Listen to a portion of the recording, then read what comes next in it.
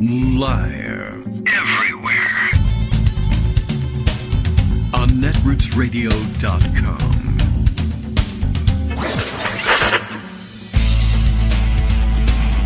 David Waldman.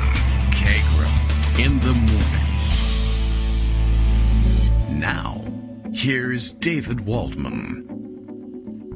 Hey, good morning, everybody. How you doing? It is Friday, September 2nd, 2022, and good morning. Welcome to another show. The electrical cord of liberty still sparks within our hearts, or whatever the hell that was supposed to be. Kevin McCarthy, I don't know whether he was offering that up, by the way, as a pre-buttal to the president's national speech yesterday, and I don't know, nationally televised, I guess, is what I meant to say, speech, but then it wasn't nationally televised, was it?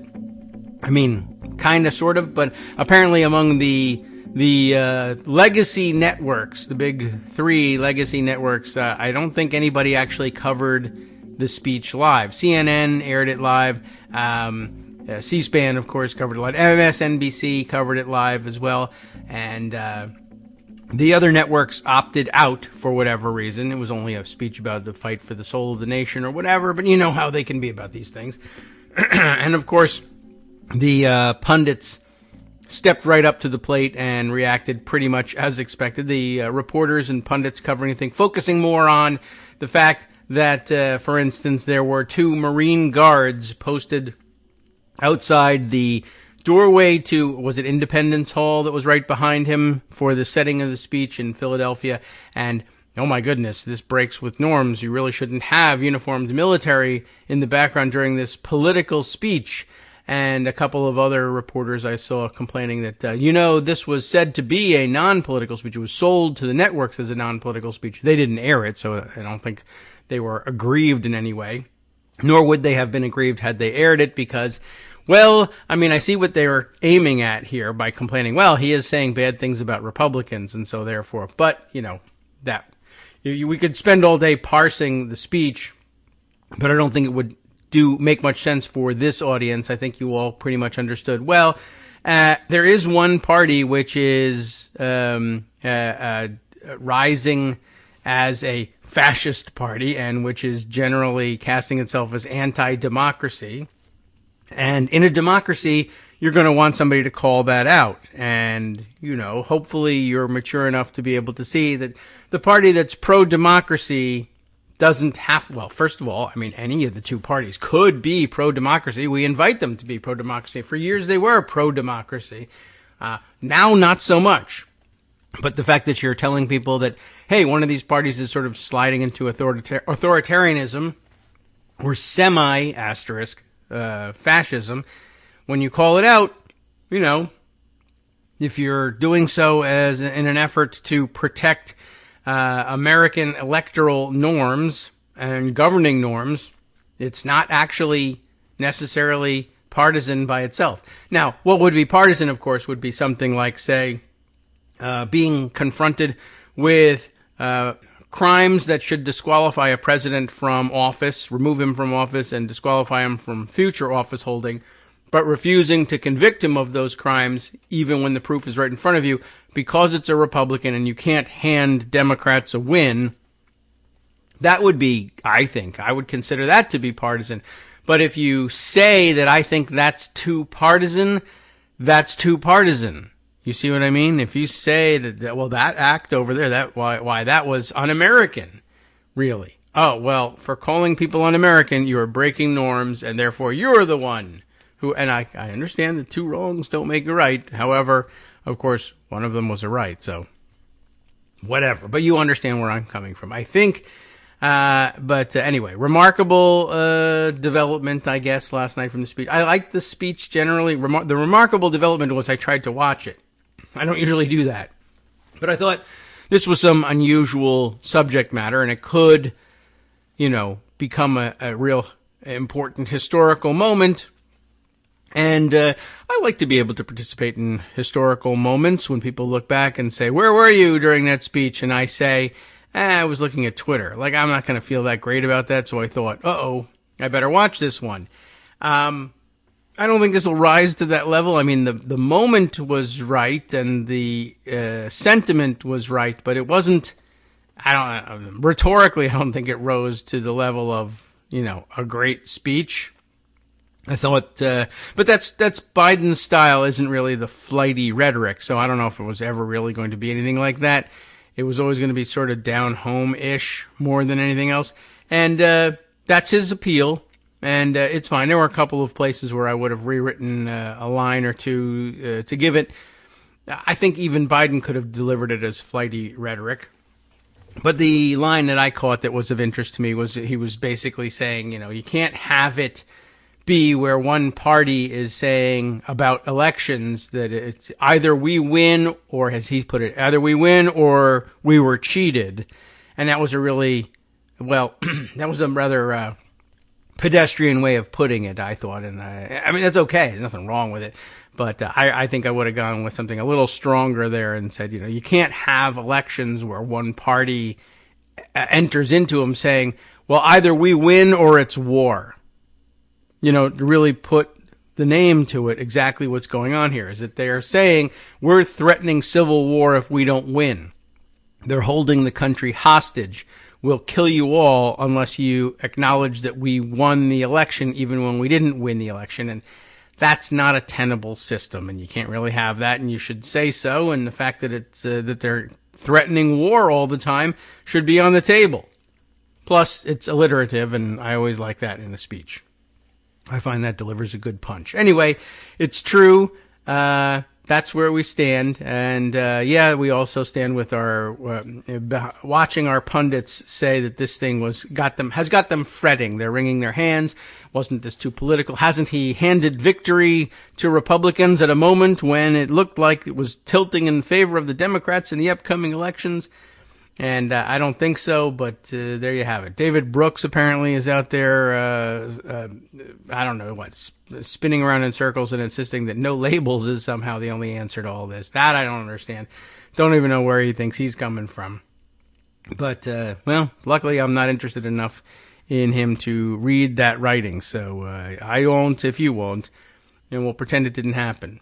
Anyway, it gave me some thoughts today, some very political, science-y thoughts, and things we've revisited or have visited on the show before and might revisit today, but just my own pet theory about voting and the development of democracy, which may or may not have historical basis and has never been researched thoroughly enough to know whether it's really worth contemplating. But I think the development of our majority rules democratic system is comes out of that threat that the Republicans are constantly wielding, saying that we've got we either we win or it's war.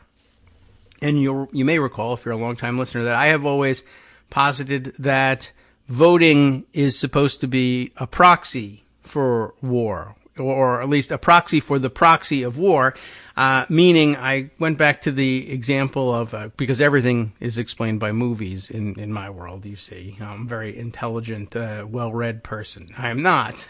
And I watch the movies, and the movies make sense to me. But, I do think it's a good way to kind of communicate on I guess that's our common language these days. But I was thinking of the scene in Braveheart, which, may or may not be historically accurate at all, both the whole movie or this particular scene. But the scene, which I think does depict a historical happening, a historical practice, I guess, where they would muster the troops of both sides of a putative battle on the field and sort of take a good look at how much, how many people have they got, how many people have we got, what kind of stuff do we think we can win this war, and just sort of this battle, and assessing the odds before sometimes simply saying, well, look, it's just more valuable to us to have all of these people alive and back and working on their farms and generating income for us, these vassal lords who have raised the army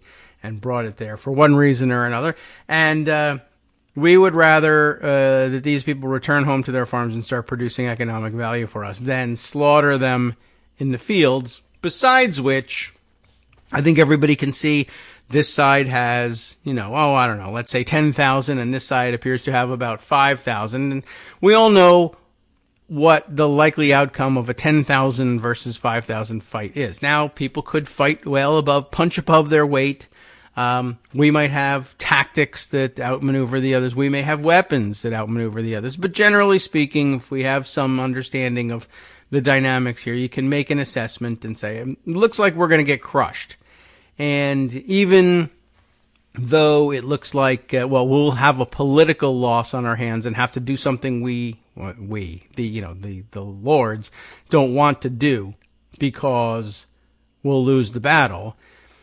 Isn't it in our interest to say, well, let's send everybody home to the farms and continue to eat and collect income and lose, as opposed to have it all destroyed for us and be impoverished and lose. And so essentially they do a quick check and see, well, how many people have you mustered on your side and how many people have we mustered on our side? And it sort of became it was the proxy for war.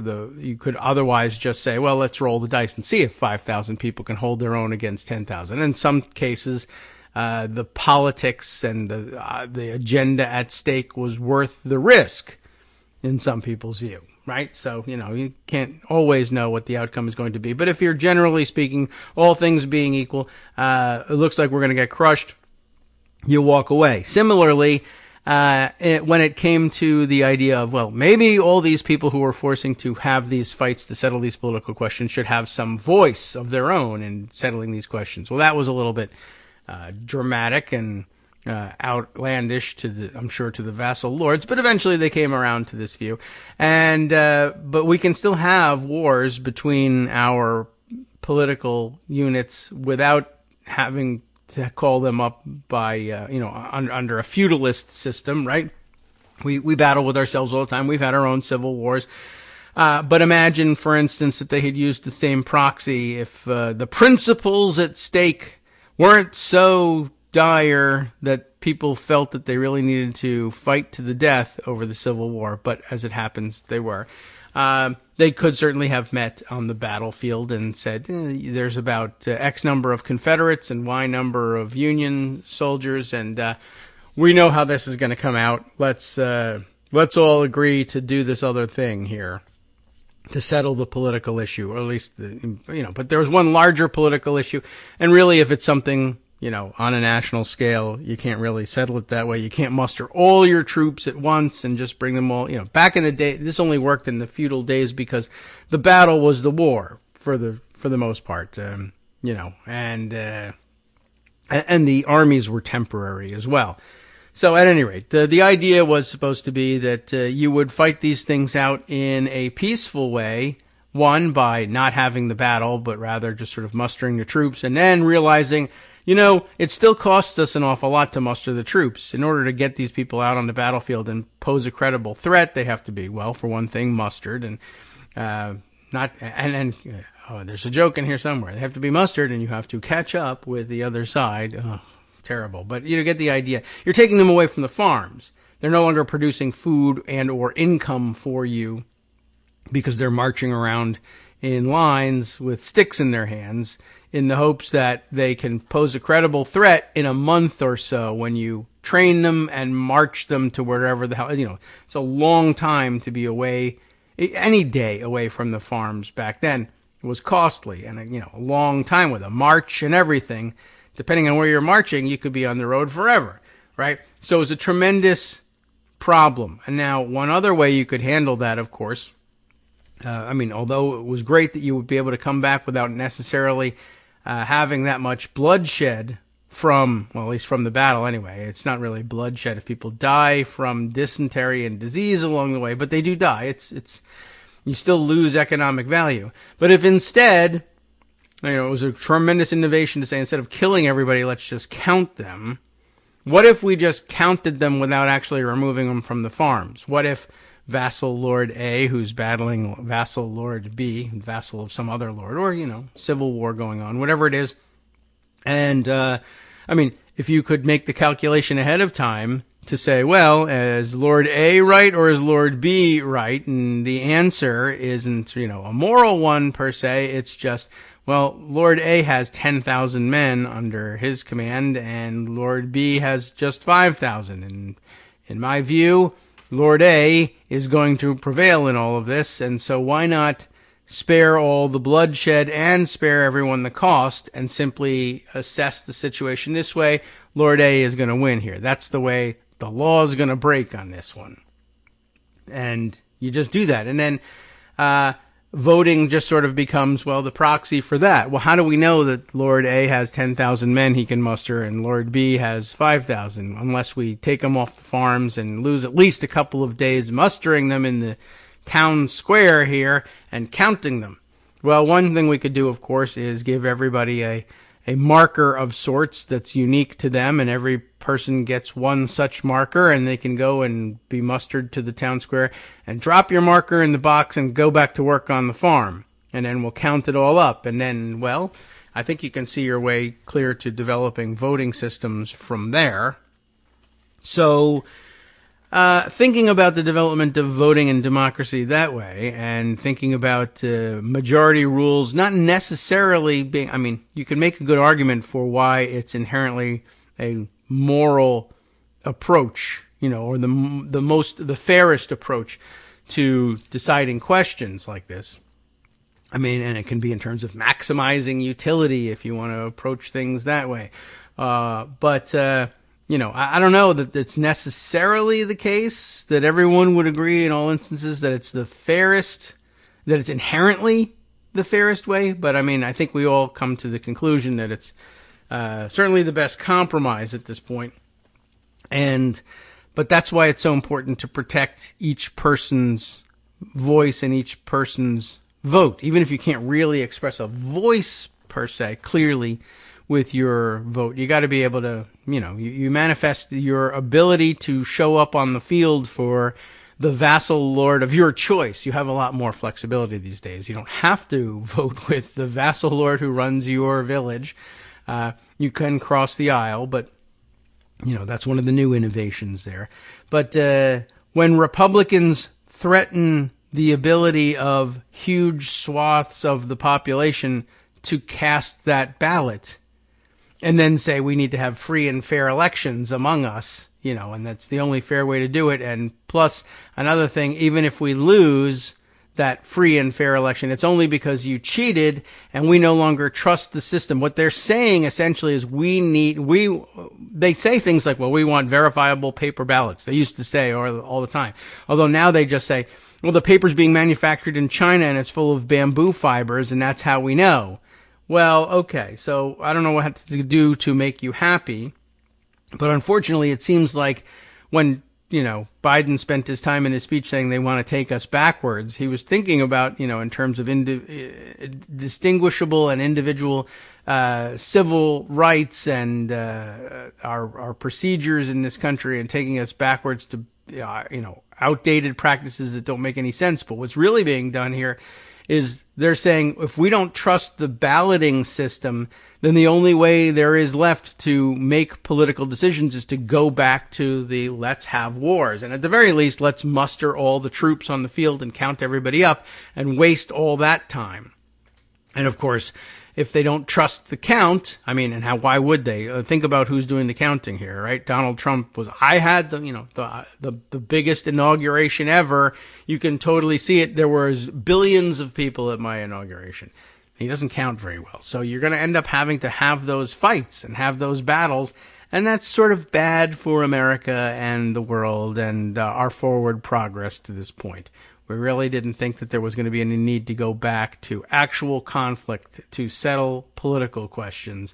But Republicans appear to be insisting on it because majority doesn't rule with them, because they don't believe that the majority was counted correctly, and there's nothing you can do to convince them that the majority was counted correctly because they're crazy and there's not much you can do about that. Maybe you have to have that fight.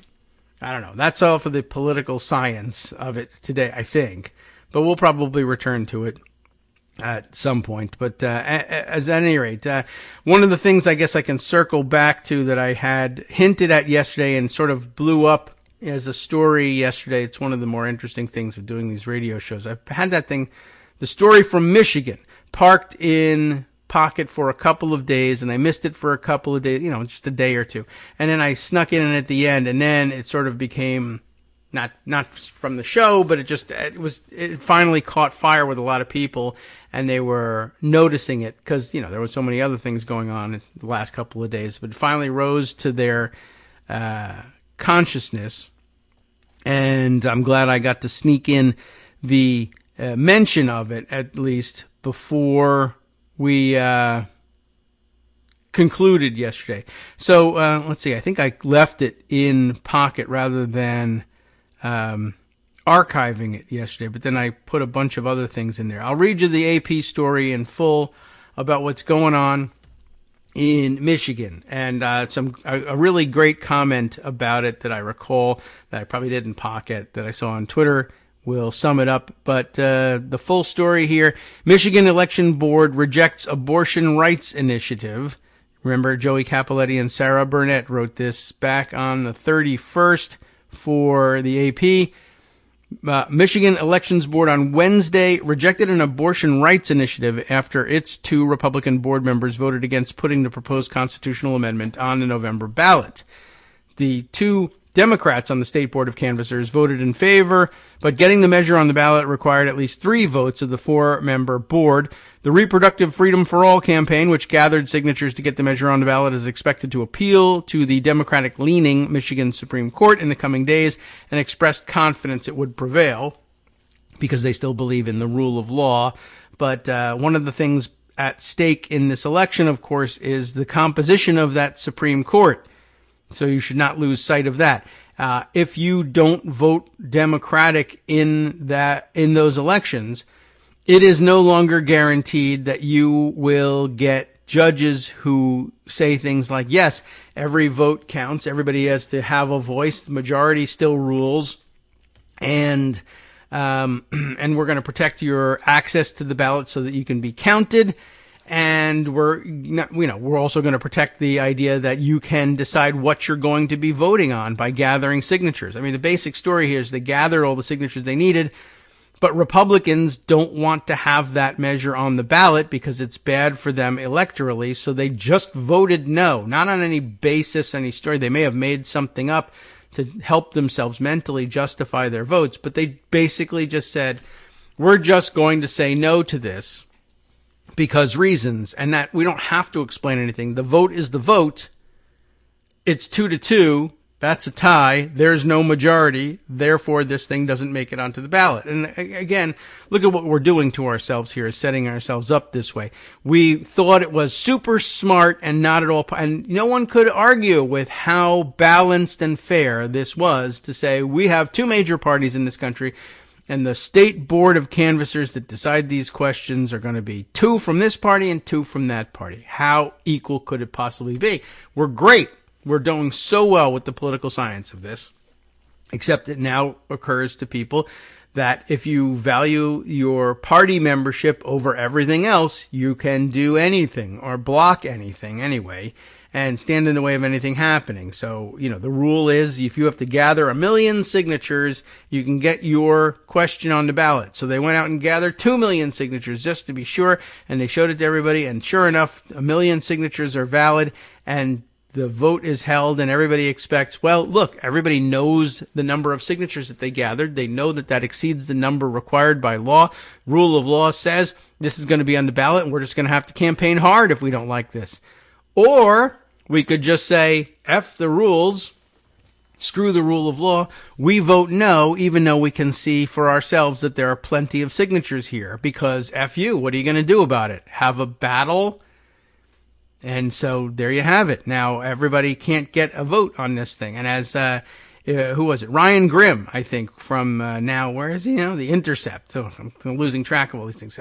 I don't have the tweet in front of me, but I remember it pretty well, that he was saying that essentially the Supreme Court, the reason they're having this vote, of course, is because the Supreme Court overturned Roe v. Wade in the Dobbs case. And the theory there, of course, was expressed, as Ryan says, by Justice Alito. Well, it's really ridiculous. We don't need to have this national law anyway. We strike it down and let's let the states decide this stuff democratically, right? If you live in a state where people want to protect the right to abortion, let them have a vote and protect the right to abortion. We don't think they will, but if you live in a state that thinks that they want to ban abortion, well, then let them ban abortion. Why should the federal government force this answer on them when the people of the state are so strongly opposed to abortion? And it was hard to argue with that in a way because it was, in principle, at some level, the idea of, well, let's count up the majorities and see how they do. It depends how you divide people up and make them vote. You can get different outcomes, et cetera, et cetera. But the idea was solid in American terms anyway. Let the voters in each state decide. Okay, I disagree with that approach in this particular instance, and why not let the voters of the country decide, et cetera, et cetera. But fine, you could make the decision that we should divide by states and do it. And so Alito says, let the people of each state vote. And the people of the state board of canvassers, the Republicans in the state board of canvassers of Michigan say, nah, no thanks. We actually prefer to do it by fiat. And we don't think this idea of letting the people of each state vote on things is particularly interesting because we're afraid we might lose that vote. And so therefore, no, there will be no vote. Well, what happened to that? I thought that was like bedrock principle. That's why you were so confident that it would be considered by people to be within the bounds of the rule of law for you to overrule Roe v. Wade in the first place. Everyone will agree that this is a fair way of doing it. And they might even agree that it's a fair way of doing it. Everybody except the State Board of Canvassers, although they agree it's a fair way of doing it too. And that's the problem with it. Because it's fair, we don't want it to happen. That's not so great. Hi, it's me, David Waldman, the same guy who was just talking to you a second ago. Our Patreon subscription drive is still going strong, with over 175 monthly donors who help keep us on the air. If we've helped keep you going during the pandemic, why not return the favor and help us keep going so we can all be together for the next disaster? Patreon.com, Patreon.com, makes it easy to make secure, recurring monthly contributions to support our show. Patreon.com/KagroX gets you straight to our donation page. Maybe you'd like to thank us for keeping you sane during the Trump era. Maybe you're looking forward to in-depth explanations of what's going on in the Biden administration. Whatever it is that keeps you listening, we need your help to keep bringing it to you. And hey, if you happen to prefer using PayPal or even the Square Cash app, we're up and running with those options too. Thanks again, everyone, for all your support. We literally could not do this without you.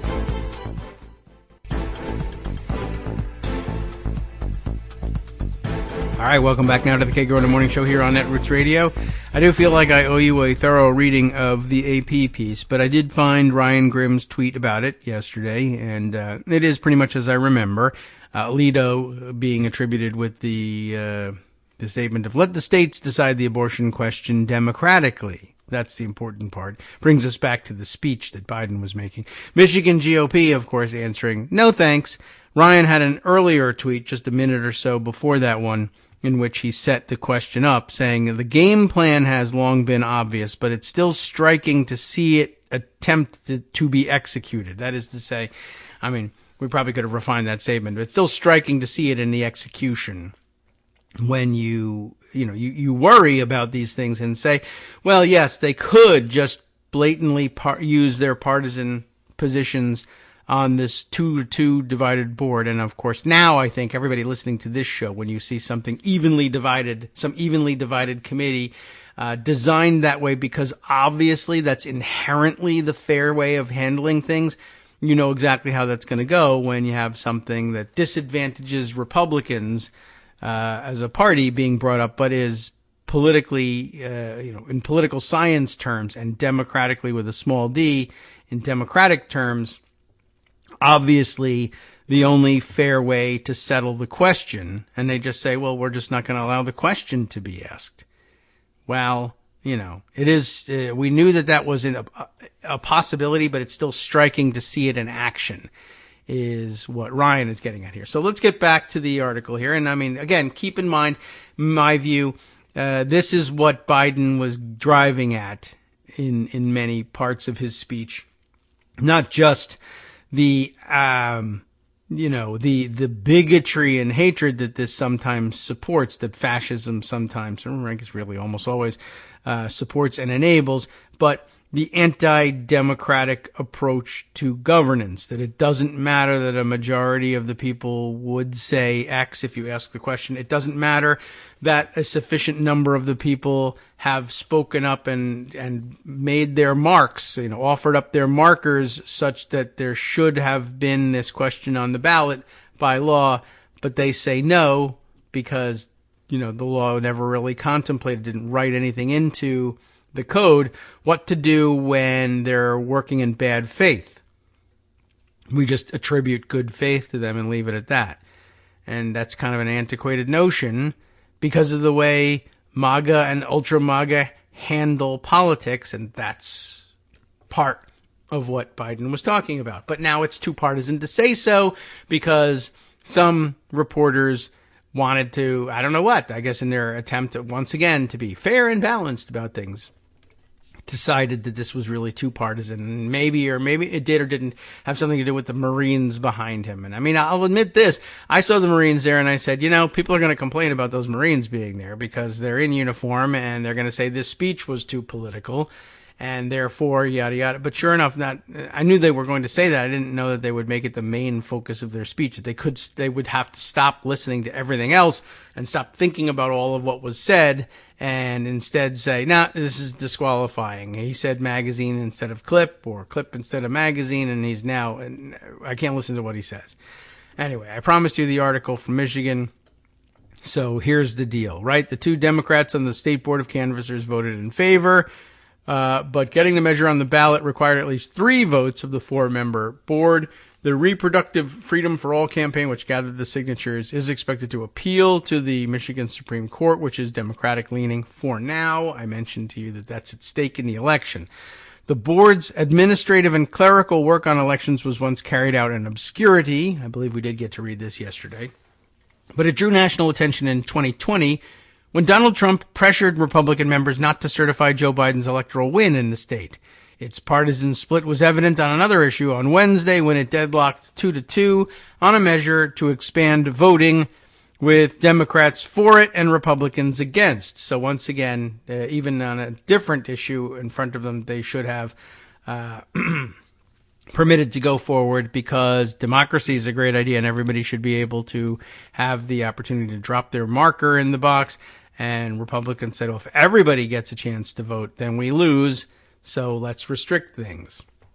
By the way, another digression from all of this, everybody gets to drop a marker in the box. That's another reason why this notion of entire categories of citizens, or for that matter, non-citizens really, don't get to have any voice and no opportunity to drop their marker in the ballot boxes, even though, should it come to war, they would be expected to muster along with everybody else and risk and lose their lives in the battle that ensues. What reason, does anybody think if we were to throw it back to feudalism, if you were allowed to demand a trial by combat instead of a trial by election, essentially, then does anybody think that either of the vassal lords on either side would accept the idea of, no, this person is exempt from mustering on the field to make my case for me because he was once convicted of something, or because he was born in another vassal lord's territory but moved here? No, they would absolutely count them, and they'd count them they'd count them fully, and it wouldn't matter to them what their race was. They just needed a warm body. And back, I guess that was the virtue of that system, as barbaric as it was. At least it would treat bodies equally, right? A black body being mustered on the field, although there weren't very many around, if any, at the time to choose from, but a black body being mustered on the field was just as good as a white body. Counted just as much. There wasn't any of this 3/5 nonsense or any other fraction. And they weren't being disqualified because they had a criminal background. That wouldn't worry anybody either. Various other things that we use to disqualify people, including, of course, permanent residency, right? If you have moved to this country, whether you would call it legally or not, whether you have papers with you and you're documented or you're not, whether you waited your turn or not, they would want to muster you on the field.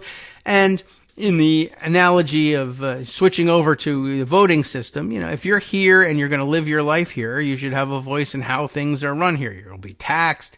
You're a part of the conversation. You're a part of the society. You've committed to live under the laws that the legislature creates on your behalf. As long as you've made some sort of commitment to live here, stay here, and become part of society, you should have a voice in it too, because God knows we'd use your body if we needed to in the other system. Anyway, back to the article I keep promising to do. Abortion rights, of course, have become a powerful motivator for voters since Roe was overturned, and we've seen exactly how powerful in a couple of special elections lately, right? Especially important. In conservative Kansas, voters overwhelmingly defeated a ballot measure that would have allowed the Republican-controlled legislature to tighten restrictions or ban the procedure outright, and the issue has swayed votes in special elections for Congress, including in a battleground district in upstate New York. Nationally, Democrats have seen an increase in fundraising since the Supreme Court decision. And by the way, this, I think, foreshadows a fight yet to come in Kansas. I think the way they set that up, saying that voters overwhelmingly defeated a ballot measure that would have allowed the Republican-controlled legislature to tighten restrictions or ban the procedure outright. And at some point, the Republican-controlled legislature in Kansas will be looking for ways to say, isn't there some way we could say, who effing cares what the people said? Let's do this anyway. I mean, down in, where was it? Well, let's see. In Florida, they overwhelmingly approved the idea of restoring voting rights to convicted felons who have served their time, and they undid that pretty easily. And was it Missouri where the voters had said approve of an expansion of Medicare and and Medicaid probably, and the legislature simply said, well, I don't think we actually care about that. We're not going to do it. So that's in danger too. And, might well have gotten some time in, or at least some consideration in the background in Biden's speech. Didn't make a specific mention of it, but my gosh, our norms, we have to something. Anyway, the proposed constitutional amendment in Michigan aims to negate a 91-year-old state law that would ban abortion in all instances except to save the life of the mother. The meeting drew hundreds of people, that is the meeting of the State Board of Canvassers, right, who packed the hearing room and overflow rooms for a chance to comment. Abortion opponents also protested outside. Michigan's 1931 law, which abortion opponents had hoped would be triggered by a conservative majority on the U.S. Supreme Court overturning Roe v. Wade in June, remains blocked, however, after months of court battles. A state judge ruled on August 19th that Republican county prosecutors couldn't enforce the ban, saying it was in the public's best interest to let the people of the great state of Michigan decide this matter at the ballot box. Right, well, that's a fallback position, of course, for abortion rights supporters, but that's the one that's been handed to us by the Supreme Court of the United States, and the state judges said, all right, well, we'll go with that model. We'll let people decide it at the ballot box, like the Supreme Court said, even if that's not our preferred method. But even so, Republicans still not happy with even that because they felt they would lose. And so therefore, if they can't win, it's war, right? We had, let's see, I thought this was a caption, but it's actually part of the article here. Darcy McConnell, a spokeswoman for Reproductive Freedom for All, the group backing the measure, said she remains confident. Should she be? We'll see. We had more than 730,000 people who read, signed, and understood what they signed The board was supposed to do one thing today and affirm that we had the signatures. Their own bureau said we did. So we're still optimistic that we'll be on the ballot in November, McConnell said.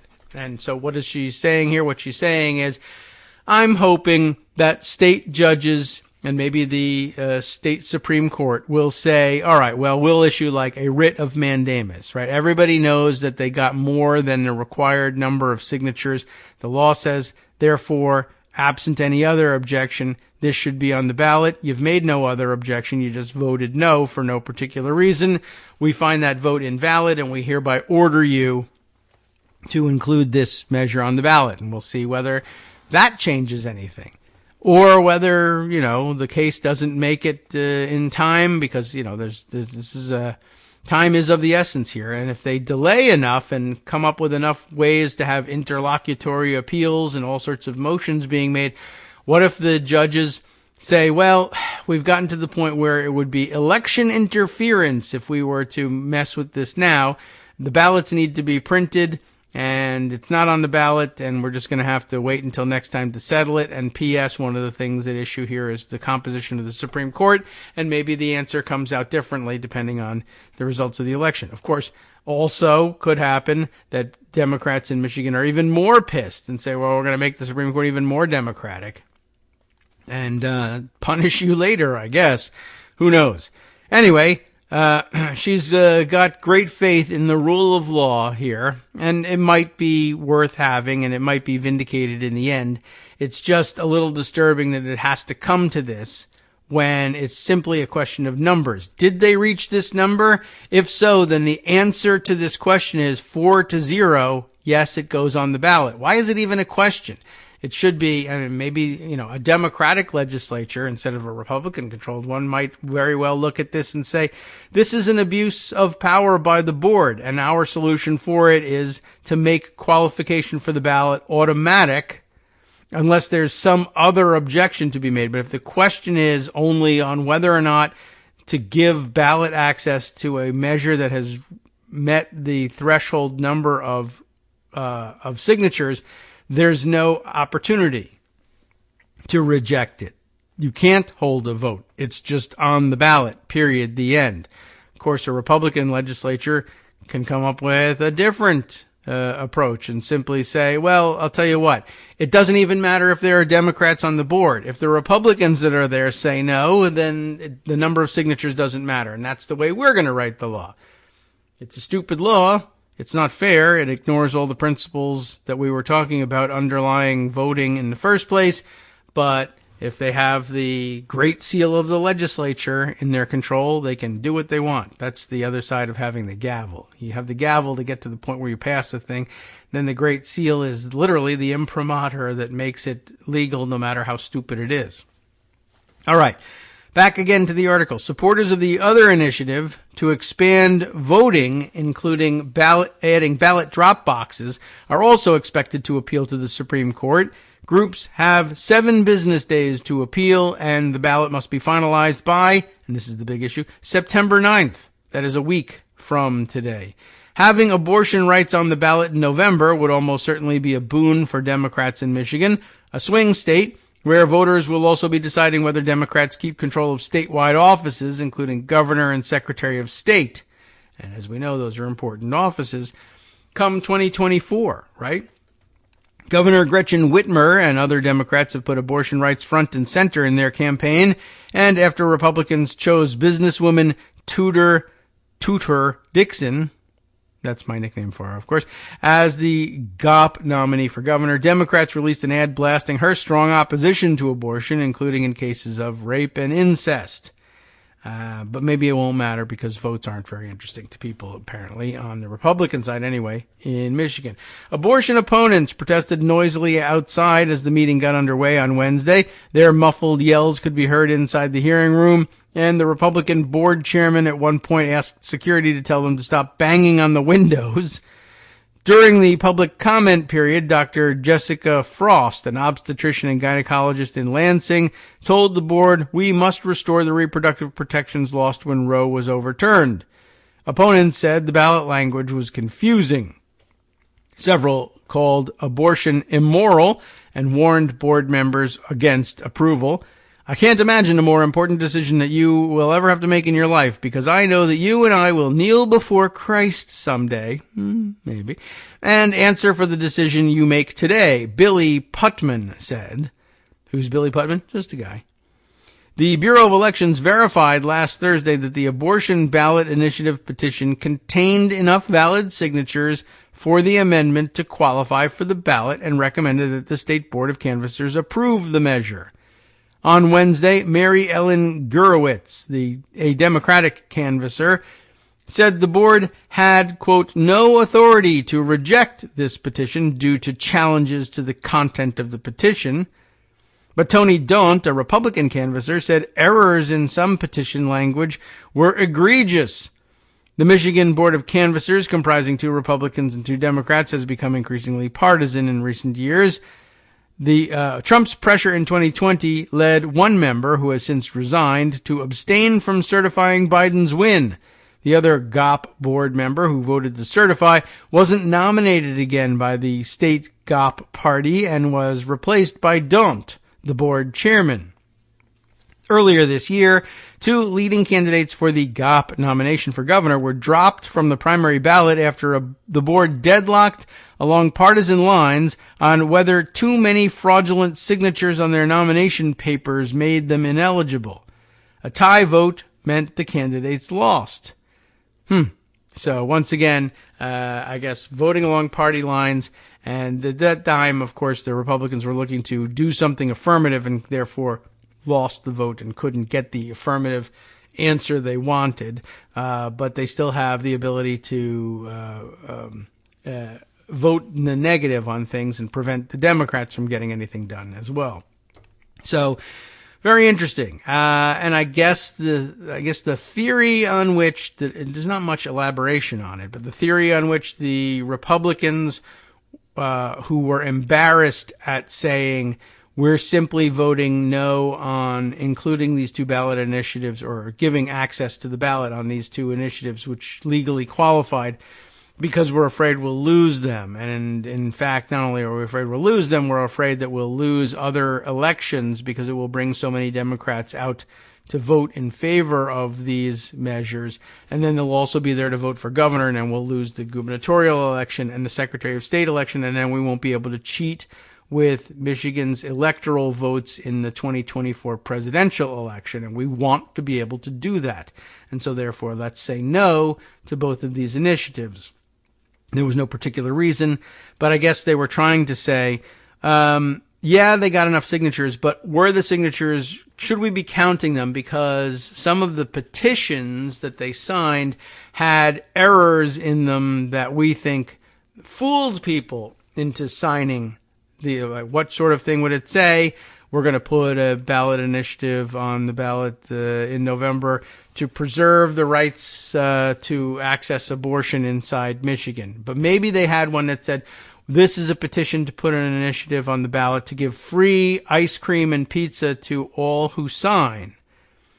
And then they switched it and put it on an abortion petition. I mean, I don't know what they're accusing them of, but that's the premise, at least, that they offer up. Not much of an exploration of that issue by the AP, and it might just be, one, they don't really know what the hell they're doing and covering it, or 2, it could be, no, this claim is so ludicrous, there's just no serious person that actually acknowledges that this is a real issue.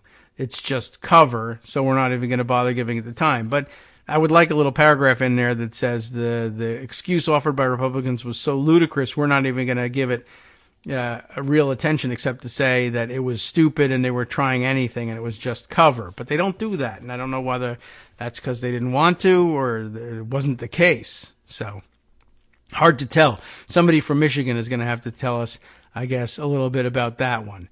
All right, let's see. In terms of correcting the record, I have a tweet here, a direct message, as a matter of fact, a DM, as they say, from Greg, who yesterday sent a correction on the record with respect to Native Americans who were the single representatives, or who represented the entire state, I guess I should say, in the federal legislature, in Congress, either a House seat for states which are small enough that they're represented by a single at-large member of Congress, or being elected statewide to the Senate.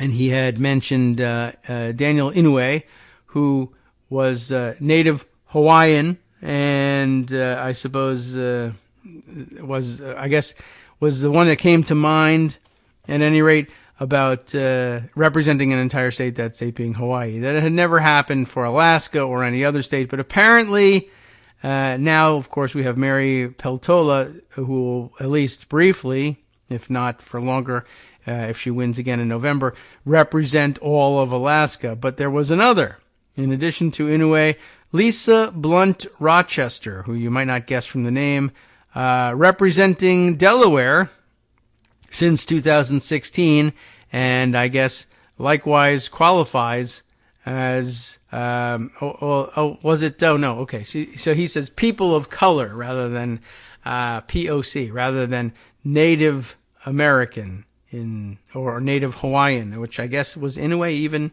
I don't think that he was. As I was saying it, I'm not certain that was the case. I think he's Japanese American. I don't know. I don't remember that closely, but yeah, I think so. Let me see. Well, let's look him up. All the Hawaiians, well, Judy, anyway, are all of, how could you not know the background of Daniel Inouye? He's a national hero, and he is, but my mental database, not, at any rate, not that broad. But okay, yeah, so I think certainly Greg was clear in sending it. If we read the message as POC representing their entire state in the House. And I guess now we're not even talking Senate. Inouye, I guess, served in the House beforehand. So are we limiting things to the House of Representatives? I guess so. Oh, that's how I read it anyway. So, and I guess at the time that is this the case? Now I have to look at Wikipedia. All right, fine. We'll go and look at the whole thing here and see what the situation was for Daniel Inouye. He was, of course, a senator. He was a member of the House of Representatives, and at the time that he served in the House of Representatives, he was the one and only at-large representative for the entirety of the state. That would have been from August 21st, 1959 through January 3rd, 1963. So he clearly came in the middle in a special election at some point. And at the end of that Congress that ended in January 3rd, 1963, he was then moving up to senator from Hawaii, and then was out of this category because yada yada. You get the idea. Anyway, yeah. So it's not a native thing. It was people of color representing their state as the sole representative in the House of Representatives. That's a very narrow category. But okay, at least now we understand what's going on here. And now we understand why, what was it? Why, oh yes, Lisa Blunt Rochester. I was like, oh, well, I don't know. I thought we were talking about Native Americans. Could be that she has Native American heritage as well, and you can't tell from the name, but no. It's just people of color, and there are lots of them, and okay, that's terrific. What's not a lot of them is representing an entire state alone with no help from anyone else because they're the lone representative at large. Okay. Anyway, now the record is, I guess, correct in the end. I've made it more confused along the way, but it's clarified now. Phew. Okay. Where were we? What else did I want to bring you? I don't remember. There's a whole lot of other things. Okay. Oh, yes. Right. Before the break, quickly we'll fit in that, the loathsome and odious Newt Gingrich is back in the news. This time because the January 6th panel wants to speak with him, and I think they may be issuing him a subpoena. What I have, by the way, of write-up on this is from The Hill. The January 6th panel alleges Gingrich involvement with Trump efforts and seeks interview. We're not yet, I guess, at the subpoena stage. Rebecca Bache reporting this for the House committee investigating the January 6th attack, you know, the whole thing, is asking former House Speaker, remember he did that at one point, Newt Gingrich, to voluntarily, no subpoena yet, sit with its investigators, claiming he advised the Trump team in the days after the former president's loss in the 2020 election. Information obtained by the Select Committee suggests that you provided detailed directives about the television advertisements that perpetuated false claims about fraud in the 2020 election, that you sought ways to expand the reach of this messaging, and that you were likely in direct conversations with President Trump about these efforts, the committee wrote in its letter to Gingrich. According to the panel, Gingrich was in touch with a number of Trump's advisors, with his communications ranging from weighing in on ads that he said needed to include a call to action to influence voters, to even reaching out to high-level White House staff like Chief of Staff Mark Meadows about how Trump could challenge electors from key states. Even the night after the attack, Gingrich was in touch with Meadows about Trump's false elector effort. The letter details numerous emails Gingrich sent to Trump staff, including one in which he said they needed to promote a debunked conspiracy theory that election workers in Georgia had smuggled in suitcases full of ballots. In that email, Gingrich advised that the ads should include a, quote, call to action. And, of course, that's what led to January 6th, those calls to action. According to the panel, Gingrich was in touch with Trump advisors and provided line edits to advertisements run by the campaign following Trump's loss. Some of the information that we have obtained includes email messages that you exchanged with senior advisors to President Trump and others, including Jared Kushner and Jason Miller, in which you provided detailed input into television advertisements that repeated and relied upon false claims about fraud in the 2020 election. The committee wrote, these advertising efforts were not designed to encourage voting for a particular candidate. Instead, these efforts attempted to cast doubt on the outcome of the election after voting had already taken place.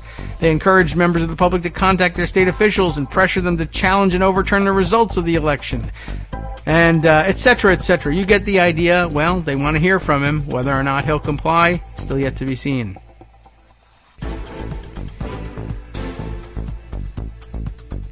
All right, welcome back now to the Kagro in the Morning Show here on Netroots Radio. Shall we continue? I'll read through the rest just to see what details emerge about Gingrich and his communications here. But I think you got the idea, generally speaking, of what the committee is after and why they are asking him to come and speak to them. In one email sent shortly after Georgia election officials warned the public of the violent threats made against its workers, Gingrich wrote to Kushner and Miller about the strategy. The goal is to arouse the country's anger through new verifiable information the American people have never seen before. It was false, of course. If we inform the American people in a way they find convincing and it arouses their anger, they will then bring pressure on legislators and governors, Gingrich wrote. In another email, Gingrich was in touch with Meadows as well as the White House counsel, Patsy Baloney, about how they could seek to influence electors. Is someone in charge of coordinating all the electors? Evans makes the point that all the contested electors must meet on December 14th and send in ballots to force contests, which the House would have to settle, Gingrich wrote in a November 12th email, endorsing the backup Eastman theory, as opposed to the main Eastman theory, which was that Mike Pence alone could make the decision. Trump would go on to pursue a plan of challenging electors, both by submitting what his own team dubbed fake elector certificates, and also by pressuring former Vice President Mike Pence to buck his ceremonial duty to certify the election. The panel notes that shortly after Congress resumed its process of certifying the electoral count on January 6th, once those efforts had failed, Gingrich contacted Meadows at nearly 11 p.m. Are there letters from state legislators about decertifying electors?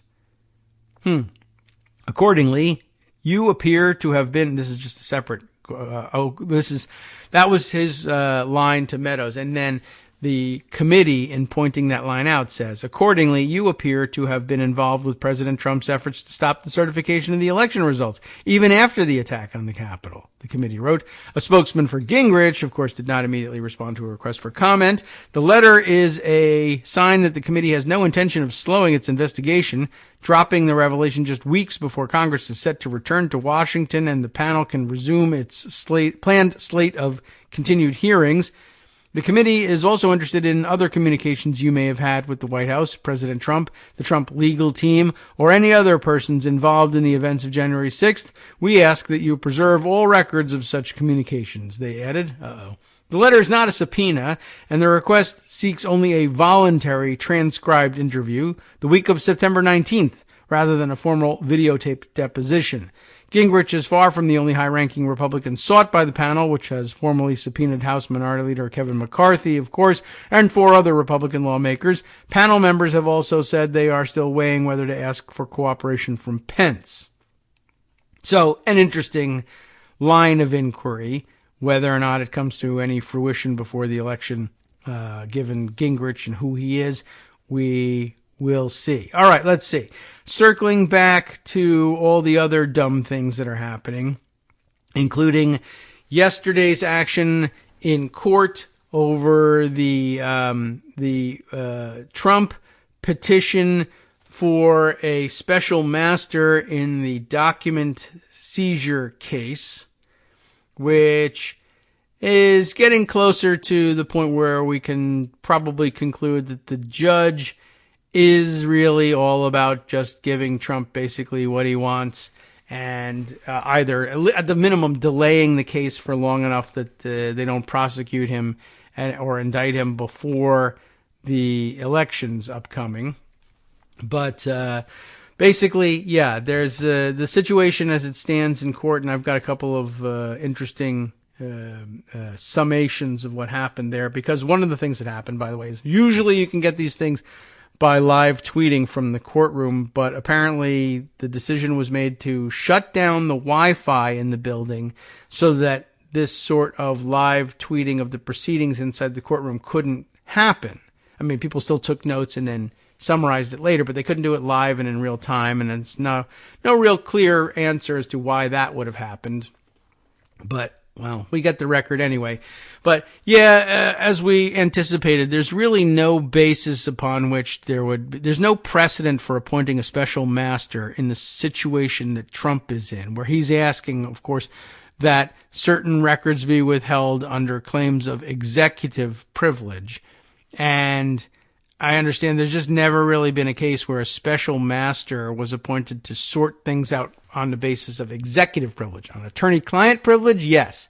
Executive privilege, no. And apparently there's a lot of case law, particularly going back to Nixon, basically resolving the weird dilemma of a ex-president, one, attempting to invoke executive privilege, and two, attempting to invoke executive privilege against the executive branch of government, and one not even in that president's control. And they resolved that dilemma by saying, no, you don't actually have the ability to do that, and neither would a special master have the ability to decide that question on your behalf. So, anyway, lots of discussion about what happened there. One from Lawfare, one from Politico, one from NBC News, one from Just Security. They're just all over the place. And then, of course, a couple other items that would make for Good Friday, or let's say Excellent Friday, not to be confused with the holiday of Good Friday, Excellent Friday content. Let's see. There are a few. Where shall we go? Rather than Politico and NBC News, which will, they'll give you good explanations of what happened, but I think you probably heard what actually went on and saw the comments. Maybe Lawfare and Just Security are the more important ways to go here. Lawfare offers this from Anna Bauer, a Mar-a-Lago showdown in federal court. It is 1:07 p.m. Eastern Time at the federal courthouse in Palm Beach, Florida. She's setting the scene for us here. And by the way, yeah, they made a strange decision to hold the hearing in the courthouse in Palm Beach, Florida. There's another courthouse about an hour South, was it, where this judge, Eileen Cannon, usually sits since, the 10-15 minutes she's been on the bench down there, but decided to move proceedings up north, closer to Palm Beach for some unknown reason. Anyway, it's 1:07 p.m. and time for the first big courtroom showdown between the former President Trump and federal prosecutors over the FBI's search of Pervalago. That's not what she calls it. Judge Eileen Cannon enters the courtroom having already created something of a drama merely by taking Trump's motion for a special master more seriously than a lot of commentators thought it warranted, and stating in an order that she is inclined to appoint a special master. The Justice Department replied with a blistering brief to which Trump's team responded last night, and just like that, Trump's team and the Justice Department lawyers are facing off before a judge Trump appointed and who received Senate confirmation even as the former president was contesting his election loss in a federal courthouse just a few miles away from Trump's own golf resort, which was itself the site of the search at issue in today's hearing. And by the way, others have brought up since yesterday that apparently in her confirmation hearings in the Senate, Eileen Cannon said that it was her plan to recuse herself for the early part of her judgeship from cases where the government is represented by the U.S. Attorney for the Southern District of Florida, which is where she was working before she was appointed to the bench. And lo and behold, this is in fact being prosecuted by attorneys from the Southern District of Florida, and yet here she is not recusing herself, and golly gee whiz. Anyway, I don't know if that's particularly important, but it's out there. The parties introduced themselves. For the Justice Department, it's Jay Bratt and Sophia Brill of the department's National Security Division, along with Juan Antonio Gonzalez, the U.S. Attorney for the Southern District of Florida, and Julie Adelson. For Trump, it's Chris Kise, who was the new guy that was brought on the other day, who did not sign the briefs here, but did most of the arguing, apparently. James Trusty, who we don't believe that that's really his name. Lindsay Halligan, and I don't know who that is, Evan Corcoran, the latter of whom actually shows up in the statement of facts section of the department's brief. If you didn't see any live tweeting of the proceedings, that's because in his initial matter, Judge Cannon reminds spectators that both audio recording and social media use are prohibited during the hearing. That includes, she adds, directing others outside the hearing to post on social media. So there's basically a media blackout during the hearings. Judge Cannon next turns to a few case-specific housekeeping issues. First, she reveals that the Justice Department has made available a more detailed inventory list to the Trump team, one of their demands, right, prior to the hearing, and she asks whether either side objects to her unsealing that document. When neither side does, she announces that the inventory will be unsealed. As of this writing, it is still not available on the docket. I think it's been delayed, and I think at some point the Trump team sort of shifts their position and says, oh, they're not going to block the release of this thing that we asked for. We were kind of hoping that they would do our job for us, and they would block it, and then we would say, what are you hiding? What are you hiding? And now you're going to actually show what you're hiding? That's bad for us. We're actually against that. Since then, she then moves to the next preliminary issue, the status report by the FBI's filter team, which reviewed the material seized in the search for potential privilege issues. Cannon asks the government if it objects to providing Trump's team with the status report for the review. In response, Bratt announces that the filter team is in court today. He would defer to its judgment on the status report. At this point, two men in black suits stand in the audience and make their way toward the podium. After introducing themselves, one of the two informs the judge that the filter team has no objection to making the status report available to Trump's team. However, he asks that the document remain sealed and thus out of public view. Cannon announces a 15-minute recess to allow the Trump team to review the filter team's status report for the first time. The documents, she says, are lengthy. During this recess, Trump's counsel, heads bowed, rifle through the pages of the status report. And while they do so, marshals patrol up and down the center aisle, eyeing anyone holding a phone with suspicion. At one point, they dramatically shout the name of a reporter a few rows back. Instructing her to collect her belongings, they remove her from the courtroom. She tweeted, someone whispers fearfully. Tweeting is verboten, even during recess. A few minutes later, the marshals nail a second victim, But before they can claim a third, Judge Cannon returns to call court back into session after Kise confirms that the Trump team has had sufficient time to review the documents. He requests that the court keep the document under seal out of an abundance of caution because it relates to matters involving attorney-client privilege. And guess what? Cannon agrees. With housekeeping matters behind her, Judge Cannon now has Kise rise to argue the merits of Trump's motion for judicial oversight and additional relief. He begins by observing that there is a lack of trust between the parties, not the political parties per se, but the parties to this case, a lack of transparency in the investigation, and a resulting lack of faith in the administration of justice. He implores Cannon to help restore public confidence by acceding to Trump's modest request for a special master. This is a case about presidential records in the hands of the 45th President of the United States, he argues, not some case of a Defense Department staffer stuffing documents in a bag and sneaking out overnight. A special master will help the parties find a path forward, he contends, and allow for greater confidence in the investigative process on the part of the American people. Next, Kise's co-counsel, Trusty, makes his way to the podium. He accuses the government of pursuing an extraordinary strategy of sidelining the supervision of the court in order to retain control over the investigation. The government's brief put forward a phenomenal argument regarding the Fourth Amendment, he says. Under the government's theory, he argues it can seize anything from anyone and get away scot-free so long as it finds something it deems illegal.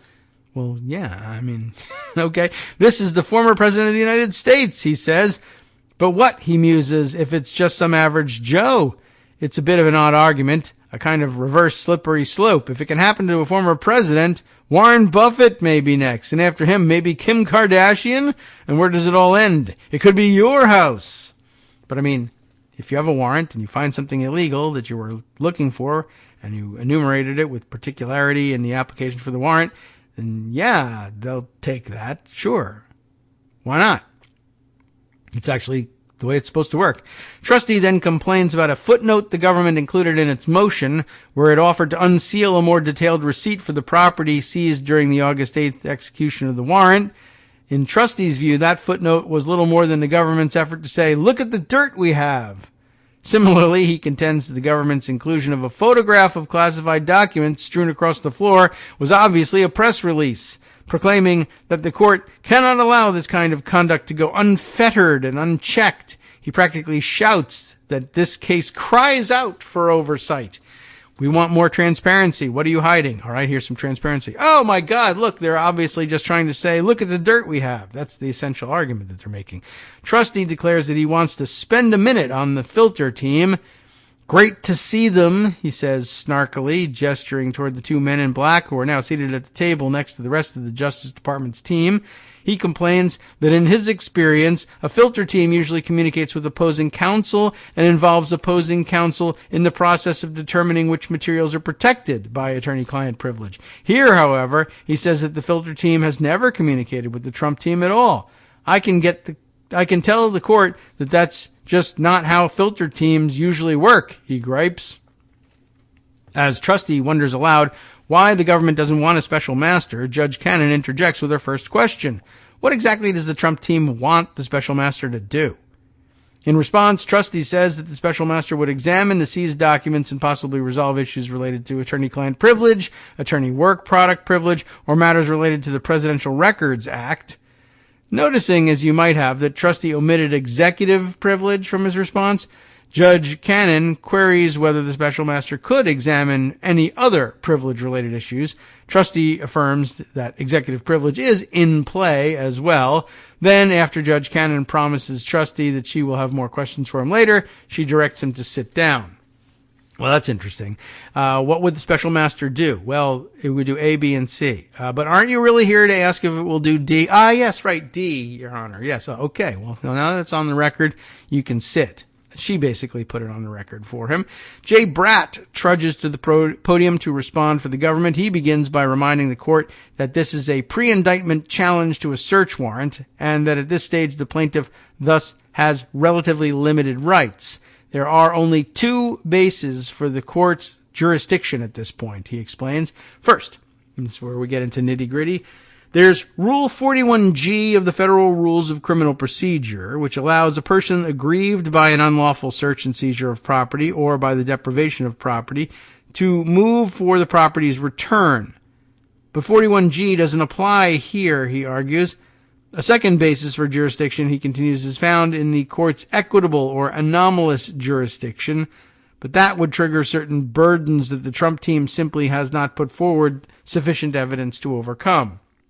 Delving deeper into the jurisdictional issues at play, Bratt argues that Trump's motion is really a 41G motion, but a key factor under 41G is a possessory property interest, he says. And because former presidents don't have a possessory interest in presidential records, according to the Presidential Records Act itself, right? That ends the analysis under 41G. In other words, as the government put in its brief, plaintiff has no property interest in any presidential records, including classified records seized from the premises. The PRA provides, under a heading entitled Ownership of Presidential Records, that the United States shall reserve and retain complete ownership, possession, and control of presidential records. So, sorry, 41G just doesn't apply because you're a president and these are presidential records. Judge Cannon interrupts to ask whether Bratt is putting the cart before the horse. She wonders why, as a matter of Fourth Amendment law, a possessory interest must be established at this stage. In reply, Bratt first reminds the court that Trump had no reasonable expectation of privacy because the search was conducted pursuant to a search warrant based on judicial findings of probable cause. He again emphasizes that this proceeding is pre-indictment. If a Fourth Amendment claim needs to be made, then the appropriate time to make it is later in the process, with a motion to suppress evidence or some similar motion, right? That's true. Fourth Amendment won't give you your evidence back. It just says that you can't use it against you in court if it's found to have been seized illegally. It doesn't resolve the possession of the evidence. Judge Cannon did we read this already? Yes. Judge Cannon asks if a plaintiff could bring a civil action in equity for the return of seized property. Bratt concedes that yes, a plaintiff could bring such an action, but he says such a plaintiff would need to satisfy the factors of the Fifth Circuit identified in Ritchie versus Smith. Then Bratt walks through the prongs of the Ritchie test, explaining why Trump can't satisfy them. These include 1. Whether the movement can show that the government showed a callous disregard for his rights. 2, whether a movement has a need for an interest in the material he wants returned. 3, whether he would be irreparably harmed by the government's retaining it. And 4, whether adequate remedies exist elsewhere. He reiterates that a federal magistrate found probable cause for the search warrant, and he claims that Trump failed to show irreparable harm. On that point, while he observes that the documents are potentially incriminating, he contends that this is not irreparable harm under the Ritchie factors. With that, Bratt announces that his co-counsel, Julie Adelson, will address the special master issue specifically. When Adelson arrives at the podium, she begins by announcing 2 general principles related to the appointment of special masters. First, she says, the appointment of special masters is generally disfavored. And second, courts generally assume that the district court judge or magistrate judge is equipped to handle issues related to privilege. In this case, she says, appointing a special master would only cause delay.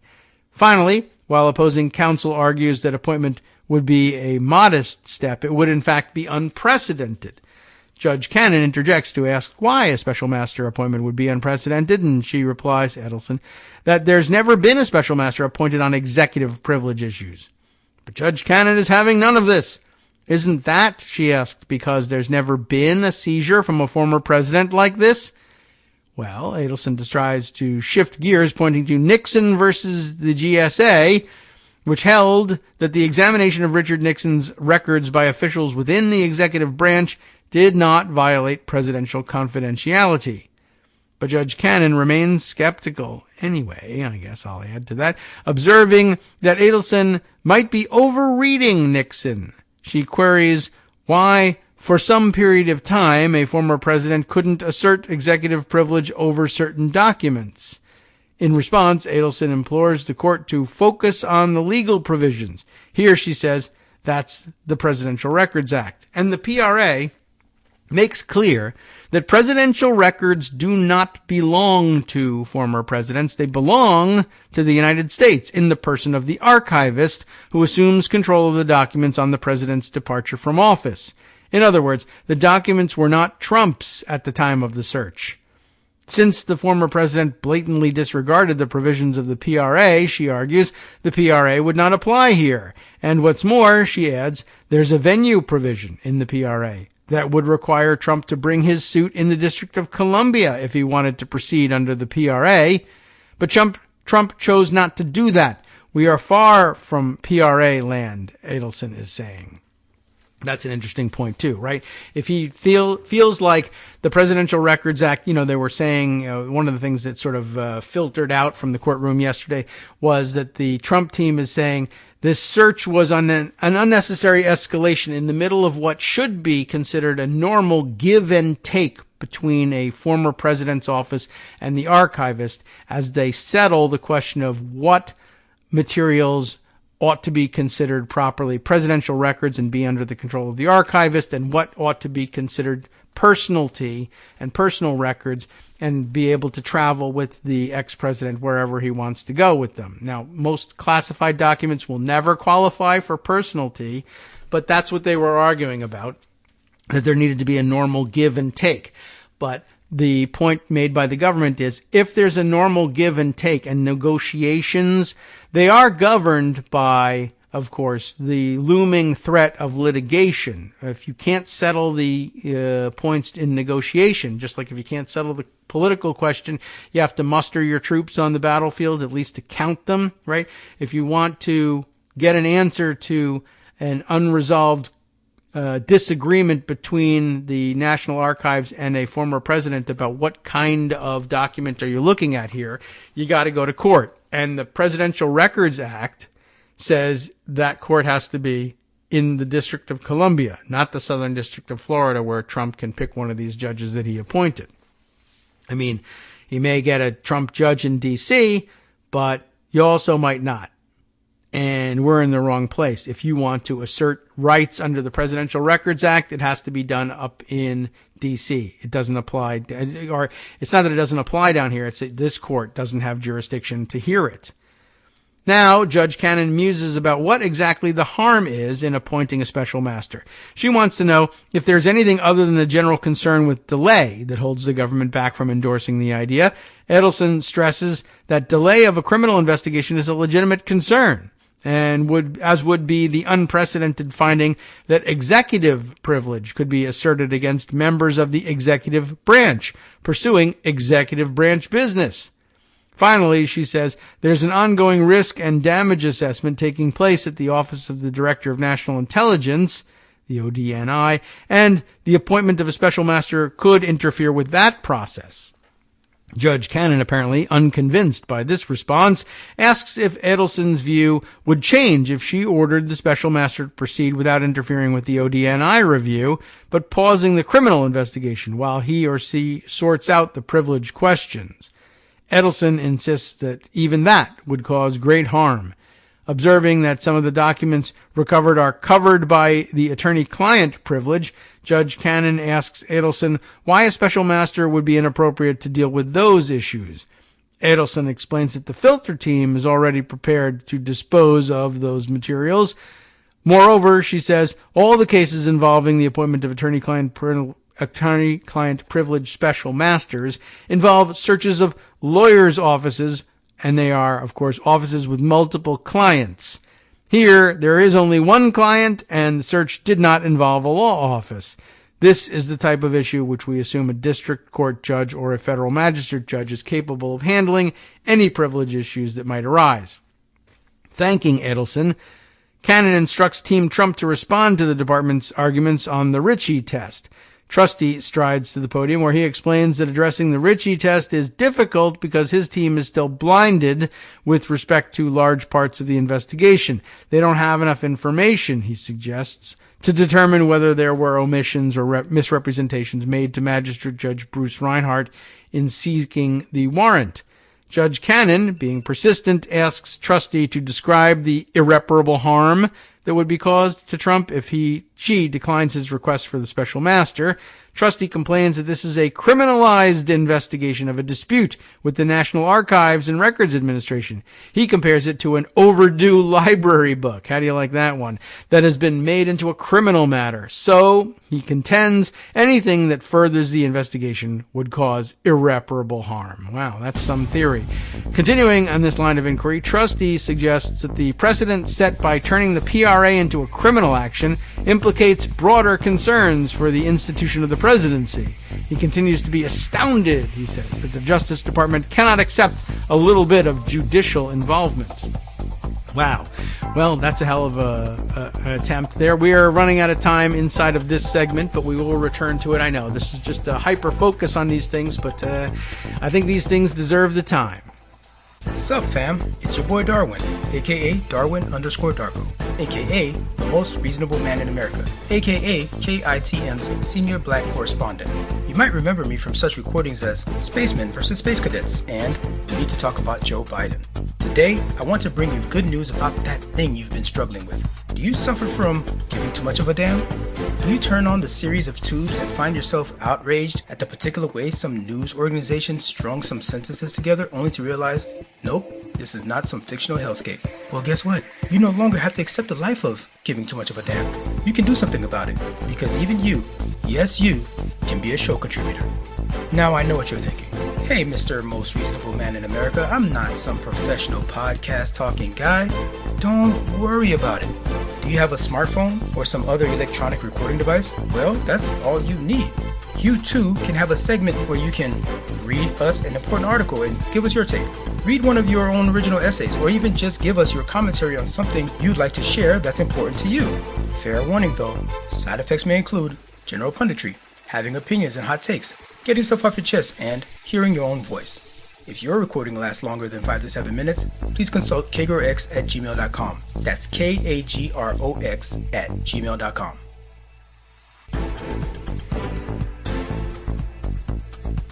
All right, welcome back now to the Kagro in the Morning Show here on Netroots Radio. I will tell you, for the sake of, your knowledge, if you're sitting on the edge of your seat, the detailed property inventory that the DOJ did file in the Trump special master motion is unsealed, and NYC Southpaw has got screenshots of it, so we can go and take a look at it and see what all the fuss is about. But first, just continue setting this whole thing up by reading through this lengthy lawfare piece. And I know it is lengthy, and I'm trying to add some value to it with commentary along the way, but it's covering things in great detail and gives us a real picture that we weren't able to get unless we were, because we were deprived of the live stream tweeting from inside that we usually would get from people watching either inside the courtroom or remotely. So all of this detail, most welcome, at least on this show. Anyway, where we left off was Jim Trustee saying that, gosh, there would be irreparable harm of all sorts because reasons, and if he were not to get the special master. Now, Judge Cannon at this point directs her attention to Bratt's earlier argument that Trump's Fourth Amendment claims can be litigated later. Why not wait for relief, she asks, until later? Trustee admits that he could wait for a Franks hearing, at reference to a case on this subject, but so lawyerly shorthand here, could wait for a Franks hearing or file a motion to suppress at a later stage. But at that point, he gripes, there's already been an indictment. And he says the government wants to ignore language in Rule 41G that specifically ties it to the Fourth Amendment. The rule specifically refers to relief for an unlawful search and seizure of property. He complains that this was a colonial times search, where agents had discretion to take whatever they want. Why he says that, I don't know. He just thinks it's dramatic, I guess. There was a particularized warrant as required by the Constitution. Judge Cannon then proceeds to another question. If she appoints a special master, is there a need for the court to conduct a Rule 65 analysis under the Federal Rules of Civil Procedure to temporarily enjoin the use of documents for the criminal investigation? Trustee says that he, quote, doesn't see the harm in it. He offers to brief the issue if the court needs more detailed response. After trustee sits down, Bratt pops back up to address that Rule 65 question. He tells the court that it would have to conduct a Rule 65 analysis. Well, I guess if you want to invoke Rule 65, don't you have to do a Rule 65 analysis? Cannon apparently has something else to say about that. She pushes back, informing him that she's seen special master orders that don't go through the Rule 65 inquiry. Bratt insists those cases are different because they involve attorney-client privilege. Bratt then pivots back to the irreparable injury discussion. To start, he says, the government's position is that the court has to accept that this was a lawful search made pursuant to a lawful warrant issued by a magistrate. This was not an end run around the PRA, he says. And the fact that a criminal investigation will continue is simply not the type of injury courts have ever held to be irreparable harm. He observes that Trump cites no case with such a holding, and I don't think the court could find one, he declares. What's at issue here? Just by way of commentary, the Trump team is saying, well, if you start a criminal investigation, particularly if it leads to an indictment, that would be irreparable harm.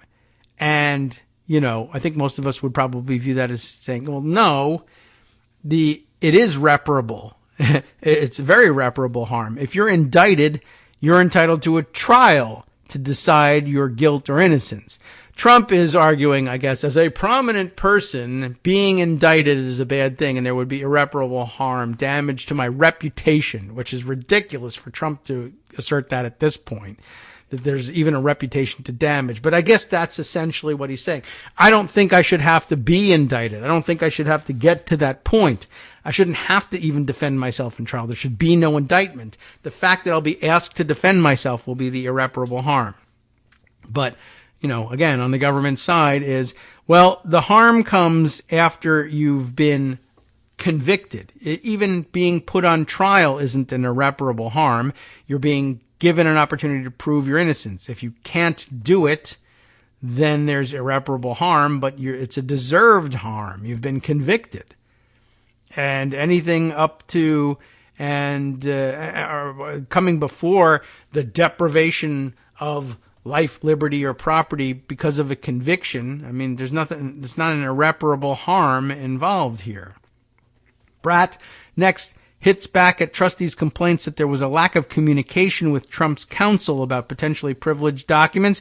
He reveals that the day after the search, the Justice Department declined a request for a special master from the Trump team, but he says Trump's counsel knew the identity of the filter lawyers and could have communicated with them at any time.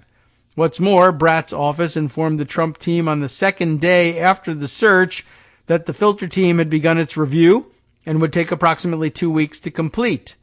Judge Cannon now shifts the focus back to Bratt's argument that special masters have only been appointed in cases of attorney-client privilege. She wants to know if there's any case that actually cabins the authority to appoint to attorney-client privilege cases, and she says, isn't there a case in which the government references possible review by a special master for executive privilege? Bratt acknowledges that the government did allude to executive privilege review by a special master in the Giuliani case. Still, he says, the special master in that case never did review executive privilege. While Cannon appears unconvinced by this reply, she seems satisfied that she's heard enough and directs Bratt to sit down. As a final order of business, Judge Cannon announces that she has some inquiries for the filter team. Looking only slightly surprised, one of the men in black walks to the podium to answer her questions. He diligently walks Judge Cannon through the filter process. First, he says the filter team prepared the investigation team with an extensive protocol to follow during the search. That protocol included instructions to apply very broad criteria for the segregation of potential attorney-client privilege protected documents during the Mar-a-Lago search. Those criteria, he said, included any document that appeared to contain the name of an identifiable attorney or a document that appeared to involve legal matters. He clarifies that while the motion only refers to the 45 office, the same filter process applied, in fact, to all areas involved in the search, including the storage room. Continuing to detail the filter process, he explains that the potentially privileged material was kept in a separate box on site once segregated for the filter team. has since remained in the custody and control of the filter team only. Those documents were transported back to the office where they remain in a locked room that is only accessible by members of the review team. What's more, during the review process, the filter team's attorneys examine the documents and apply legal analysis to determine whether the material should be classified as privileged. Not classified, but classified like, designated privileged. Further, he explains the filter team was prepared to provide the Trump team with a copy of the items marked potentially privileged. However, the filter team chose to respect the court's preliminary ruling on the special master appointment and thus put a pause on that process. As for the inadvertent transmissions noted by Judge Cannon, the man in black explains that those instances actually show the effectiveness of the filter process. I'm not sure what that means, but maybe this will explain. His first example involves an investigative agent who saw an attorney's name on a letterhead and promptly turned the item over for review by the filter team. He starts to explain other examples, but he can't seem to find the words without revealing too much detail. Instead, he ends up explaining that the bottom line is that the case team attorney was exercising caution. When he finishes detailing the filter review process, Trusty is back up to provide final remarks on behalf of Trump. The filter review team, he says, has provided little more than a self-assessment of its own process. He then complains that the government's concerns regarding the delay caused by a special master appointment are overwrought. He explains that top-secret clearance for a special master could be expedited. The government's arguments, he claims, amount to little more than throwing trash cans at the person chasing you. All we're saying, he declares in closing, is get another set of eyes on it. As Trustee strolls back to his table, Judge Cannon announces that she won't issue an order on the bench from the bench that day. Instead, she says the court will be entering a written order in due course, and with that, we're done for the day. That brings us back to Pocket, where we had also set for investigation the Just Security article by Michael Stern assessing Trump's claims of executive privilege on FBI access to Mar-a-Lago documents. Might be able to get through this too, but this is more specific on the executive privilege question. The National Archives and Records Administration and former President Donald Trump are locked in a long-running dispute over records taken from the White House in January 2021. According to NARA, May 2022 letter and more recent reporting, the agency went back and forth with Trump's lawyers about missing presidential records throughout 2021 and well into 2022. There's the give and take process. In January 2022, Trump transferred 15 boxes of records from Mar-a-Lago to NARA. It's an exchange that may now also be relevant to Trump's asking a federal district court in Florida to appoint a special master to filter out documents subject to executive privilege. The May letter establishes a timeline showing how Trump and NARA have tussled over the documents and reveals the former president raised the possibility that executive privilege would block their review by law enforcement and intelligence agencies, but NARA rejected the executive privilege argument and shared the documents with the FBI. Below, I discussed the statutory and constitutional framework for assessing Trump's dispute with NARA regarding FBI access to the 15 boxes and explain why, from a legal and constitutional standpoint, NARA was not only justified in denying Trump's assertion of executive privilege, it really had no choice in the matter. Okay, interesting. Detailed. The Presidential Records Act and the timeline of events is the first section here. Some of the documents in the 15 missing boxes were marked as top secret and included sensitive compartmented information and special access programs, which are among the nation's most closely guarded secrets. Based on those classification levels, NARA informed the Department of Justice, which determined that it should examine them for two reasons. One, to evaluate whether they contained evidence of criminal activity, and two, to assess the potential damage to national security stemming from how the documents were stored at Trump's Mar-a-Lago residence before being returned to Washington. The White House counsel, acting on behalf of President Joe Biden, then made a formal request that NARA allow the FBI to inspect the contents of the boxes. On April 12, 2022, NARA provided Trump notice that it planned to provide access to the FBI and that it could do so just a few days later. This notice was not simply a courtesy, but a formal step required by the Presidential Records Act. Although the PRA declares that the United States shall receive and retain complete ownership, possession, and control of presidential records, it does not provide all executive officials with unfettered access to such records. Instead, the PRA assigns the Archivist of the United States, who heads NARA, the responsibility for the custody, control, and preservation of and access to the records of each former president, and it establishes procedures pursuant to which NARA may provide access to others, including the incumbent president. Specifically, the PRA provides that subject to any rights, defenses, or privileges which the United States or any agency or person may invoke, presidential records of a former president shall be made available to an incumbent president if such records contain information that is needed for the conduct of the current business of the incumbent president's office and that is not otherwise available. It further instructs NARA to issue regulations for providing notice to a former president when materials are to be made available pursuant to this provision. Under the applicable NARA regulations, the former president is normally given 30 days advance notice, but NARA retains the discretion to adjust the period as appropriate. Here, NARA decided that the urgency of the matter made it appropriate to shorten the initial notice period considerably, to as little as 6 days, but upon request from Trump's representatives and with the acquiescence of the White House counsel, it extended that period for an additional 11 days until April 29th, 2022. At that point, Trump's legal team asked in writing for additional time to review the materials in the 15 boxes for the purpose of determining whether any of the documents therein were subject to privilege and consulting with the former president so that he could decide whether to assert a claim of constitutionally based privilege to block the FBI's access to any such documents, the letter shows. Alternatively, they informed NARA it should consider their request to be a protective assertion of executive privilege made by counsel for the former president. But in the May 10th letter, NARA denied these requests.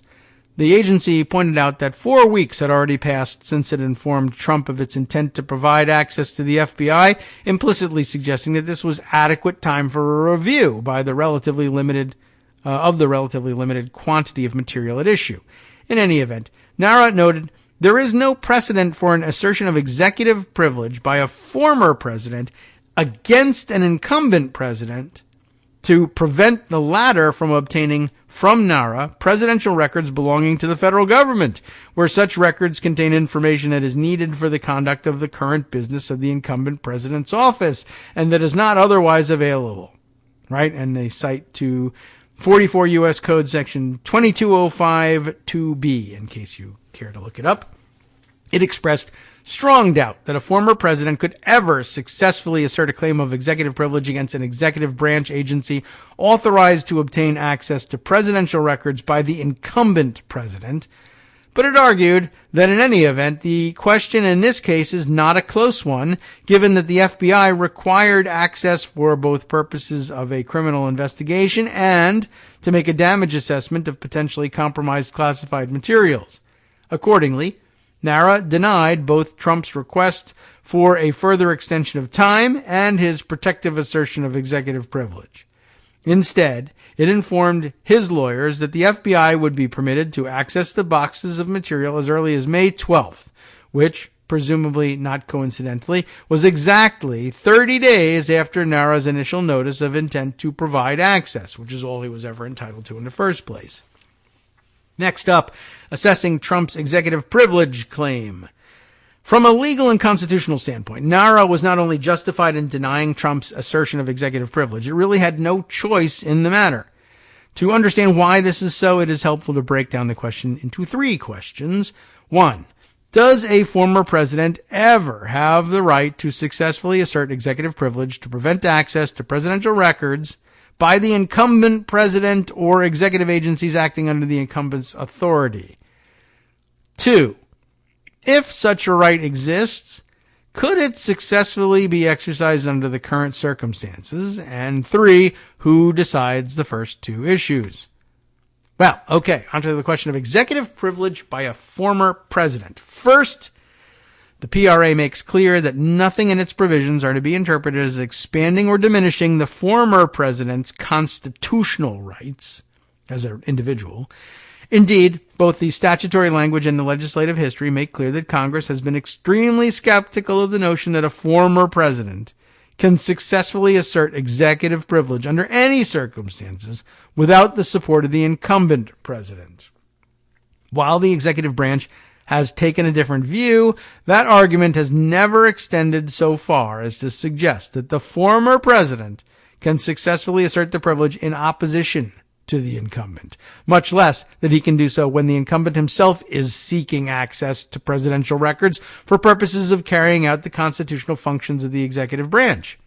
For example, when in the 1980s, the Office of Legal Counsel issued a much criticized opinion, later rejected by the D.C. Circuit, that an incumbent president should ordinarily defer to a former president's assertion of executive privilege with regard to the latter's presidential records, it nonetheless explained that this principle must yield when it conflicts with the discharge of the incumbent's constitutional responsibilities.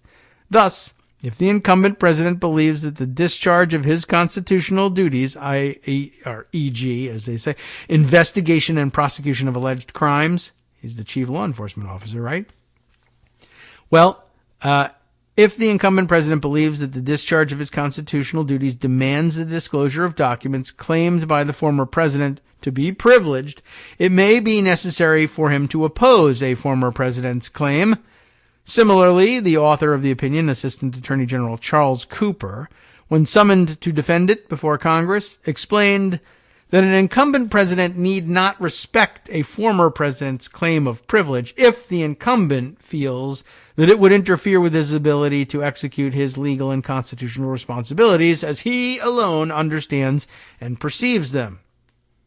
Whether a former president should ever have the unilateral power to assert executive privilege over the objection of the incumbent president remains an unsettled issue, technically, as the Supreme Court recently recognized in Trump v. Thompson. As I have pointed out elsewhere, this notion is in considerable tension with OLC's general approach to executive privilege, which is always, of course, that the incumbent has the most power here, in anything, but certainly in executive privilege. At least one member of the Supreme Court, Justice Kavanaugh, nevertheless believes that a former president must be able to successfully invoke the presidential communications privilege for communications that occurred during his presidency, even if the current president does not support that privilege claim. In Thompson, however, Justice Kavanaugh was writing in the context of a congressional request from the January 6th committee to access presidential records. It is by no means clear that he would maintain the same view where the incumbent president himself was seeking access to the records for purposes of carrying out the executive's legal and constitutional functions. Indeed, Kavanaugh, during his tenure in the White House counsel's office, famously defended a controversial executive order on presidential records issued by President George W. Bush. That order made it extremely difficult for the public, Congress, or the courts to access presidential records over the objection of a former president. However, the order explicitly provided that it did not address access by the incumbent president to those records, a fact somewhat bitterly noted by congressional critics at the time. In short, the notion that a former president can block his successor from accessing presidential records that the incumbent believes he needs for the purposes of carrying out executive functions would be the most extreme manifestation of a doubtful legal theory, and one that has no support in any legal authority to date. I mean, why do they have these provisions? Basically, the most benign explanation for a provision like this for everybody would be what if a president negotiated what he claimed to be a secret treaty with some nation to obligate us to do something or other, or obligate them to do something for us. And upon exiting office, that treaty secretly goes with the president, the former president, and then the current president is called upon to, interpret this treaty for some reason. And there's a question that arises, and he says, well, I'm going to need to see the writing. And the former president says, nope, It's a secret agreement, not rising to the level of a treaty, obviously, because that would be ratified by the Senate. But it's a secret agreement that I have, and you're not entitled to it. Like, how would you conduct your foreign affairs, right? That's a constitutional duty of the incumbent president. I need to know what you agreed with this other country to do so that I can either execute it as faithfully as possible or tell you, no, to hell with that stupid thing. We can't honor that. That's ridiculous. And the reason that we don't have to honor it is it never rose to the level of a treaty. But you got to show me what you agreed with these foreign powers. And, that's just basic to the execution of my office. And, whatever. The former president now thinks, it's incriminating, this thing that I agreed, and I won't show you anymore. Well, all right, well, then I won't honor the agreement. Well, you have to because we're legally bound in some way. Well, then you have to show me the document. No, it can't work like that. So back to the applying executive privilege to the Mar-a-Lago documents. The second point here, and now I realize we're never going to get all the way through all this stuff, but it's detailed. It's good for Fridays. Second, even if some circumstances might allow a former president to block an incumbent president from accessing the former's records, that certainly is not the case here. The Biden administration has identified two purposes for reviewing the 15 boxes of materials. The first, law enforcement, is precisely the type of core executive function that Cooper noted would justify disregarding the former president's claim of executive privilege. The second, conducting a damage assessment of the classified materials that had been missing for over a year to determine whether remedial steps needed to be taken, is perhaps even more compelling. And in case you're confused by all this, they're saying here that this investigation into both things that have to happen with these 15 boxes are being done in the name of the incumbent president. When they say the president himself has a compelling interest in seeing these things and a former president is trying to block him, it's because in the person of the president is the power to conduct these investigations as part of the unitary executive. Remember that one when Republicans were all into that? Indeed, during the congressional hearings that led to the enactment of the PRA, one of the points supporters of the bill made was that the incumbent president needed to have access to the records of their predecessors for national security purposes. For example, some PRA opponents noted that during the Kennedy administration, some assurances made to the French government during the Suez crisis were only documented in records that former President Eisenhower took with him when he left office and which only he and his family could access. One witness cited this example of the insanity of the prior system and urged Congress, thus, we cannot allow the most secret documents to be taken away every 4 years and treated like the personal property of a private citizen, the ex-president of the United States. A new president should not be required to come hat in hand, begging his predecessor to let him see vital documents relating to the national security.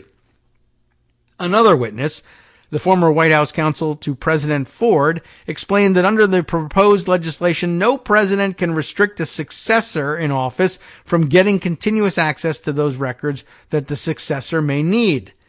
Even if former President Trump has a colorable argument that the FBI does not really need access to these documents, and to my knowledge, no such argument has been made publicly, it seems highly unlikely that any court would substitute its judgment or the judgment of a politically unaccountable former president for that of the incumbent president in circumstances such as these. As NARA noted in its letter, this does not appear to be a close question. To be sure, it is possible that the 15 boxes of documents contain privileged documents which are not classified and which have no bearing on either the criminal investigation or the damage assessment. Had Trump's representatives reviewed the materials and identified such documents, they might have had a stronger claim that executive privilege protected those specific documents, or indeed failed to meet the statutory standard that they are needed for the conduct of current business and not available elsewhere. But it appears that Trump's representatives did not conduct that review, and no such documents have come to light. Thus, it is impossible to assess whether privilege protects any part of the 15 boxes. Well, we are coming to the end here. Maybe we can even squeeze this in to the end of the article, but that'll cost us a few minutes of everything else. But anyway, a court must decide if a former president's privilege claim is valid. Finally, long-standing executive branch doctrine makes clear that the archivist, as a subordinate executive branch official, has no authority to countermand the sitting president's decision on whether to honor the former president's invocation of executive privilege. Indeed, NARA regulations provide that it cannot honor the former president's invocation of privilege unless the incumbent president affirmatively decides to support it. The only viable option for a former president to challenge an access request by the sitting president is to file suit. In where? The United States District Court for the District of Columbia, not the Southern District of Florida, which the PRA vests with jurisdiction over any action initiated by the former president asserting that a determination made by the archivist violates the former president's rights or privileges. However, Trump, who is hardly shy about filing legal actions to protect his rights, real or imagined, chose not to challenge the archivist's decision through the manner prescribed. This suggests perhaps that his true objections are more political than legal in nature.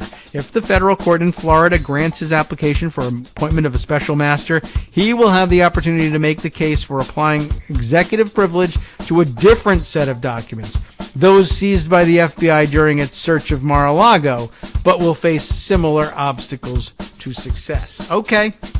I know, it was a lot. It was very weedy. It prevented us from talking about many other things that you really needed to know about before the weekend. I apologize. And we may not even be on the air come Labor Day. We'll all be honoring our labors and taking a break from them.